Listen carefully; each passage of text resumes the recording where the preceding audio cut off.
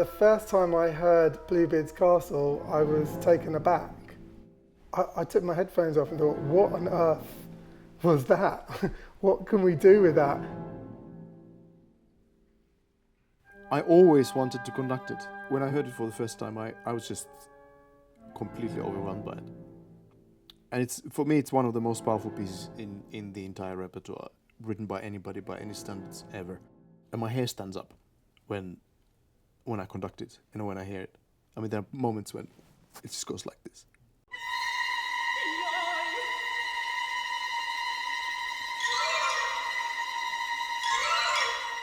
Bluebeard is an opera, no question. But it's an opera where there's practically no physical action.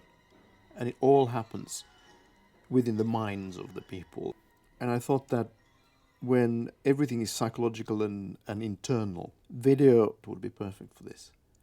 And of course, I had extremely good experiences from working with Nick in the rewrite already, so I felt that this is the right person to do this.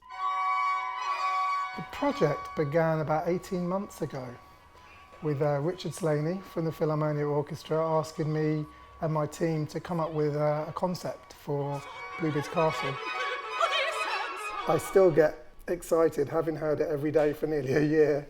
I love listening to the motifs that keep coming back in, and they very much informed what we decided to do with the visuals and following certain musical patterns and trying to weave in that kind of narrative. And also the subtext and what's going on behind the story is what's so fascinating about this piece. One of the key things we wanted to avoid was a large screen hanging above the orchestra's head, which can work sometimes but can often appear to dwarf the orchestra. And we wanted to find something which is a bit more immersive. So we spent ages looking at different plans and different ways of doing it.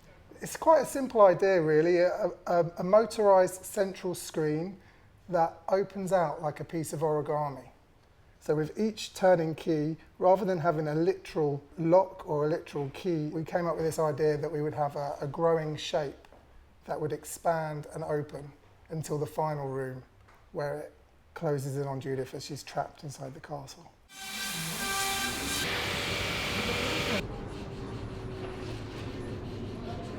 Working with a company called Souvenir, we put together a plan that we could build very quickly in a venue. The set was designed first on paper, and then we've worked within the Royal Festival Hall and within Souvenir to test it out and make sure that it all works properly. Stop.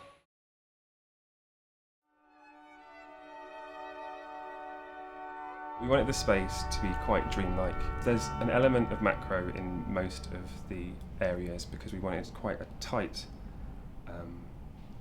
field of view where you could never really understand the whole space of what you're looking at. So for the treasury, for example, like this is the whole thing, and just this tiny rock has created a space for 5 minutes. We needed to evoke the kind of splendour and richness of gold, but we didn't want to go into gold chains and coins and pearls because it just felt like we'd be filming a set and it would just feel very much like if we went that way we would have to kind of create a space, and we didn't want a space to exist. It just feels a little bit wrong and a little bit dreamlike, and that was one of our goals.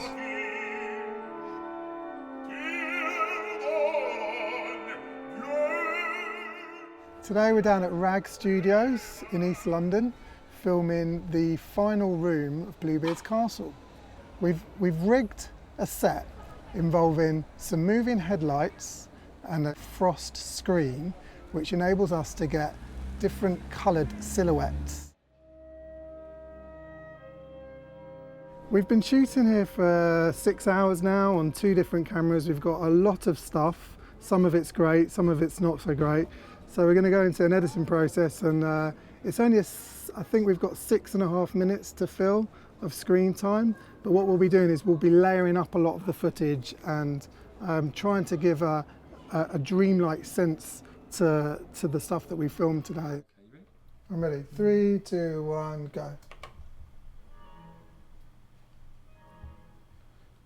Okay, they should. Castle walls. Sigh. Stand by cue 14. Cue 15. It should look really simple when you're in the space. You shouldn't have to see this. You shouldn't know that this is all going on, because we've really tried to keep it seamless and that you might not even notice when there are changes. But for those that are looking for them, there are changes all the time. And it's a technical minefield and a lot of maths. Stand by and go. And go. Stand by. And this is crunch week for us. We've got 3 days now to programme the rest of the show. We've got some rehearsals coming up in just over 2 weeks' time. In terms of what we need to do is finish the programming, sit down with a show caller and make sure that she's completely on point with where we want to bring in each new visual. And then we enter a pretty hectic tour schedule, which starts with a rehearsal at the Royal Festival Hall, and then we rush up to Birmingham and do the first gig. And then from Birmingham we go to Lisbon, and then we can have a short breather before we do the show in London. And we finish up in Dortmund. Okay, moving. I feel confident. I'm probably gonna hate myself for saying that in a month, but I feel confident that it's really strong. I've never seen something like this integrated into a semi-stage production with an orchestra on stage. I hope that people will love it. And there's a very deliberate arc that's been drawn, which hopefully will draw people in and then take them on the journey. Well, let's face it, operas are long, but this is a 1 hour thing, and as I said, it goes like an arrow, straight into the bullseye. And I think everybody can kind of reflect his or her own fears and phobias and hopes and disappointments and dark sides of one's personality into this. And if you want to see your first opera, I think you should come to this one.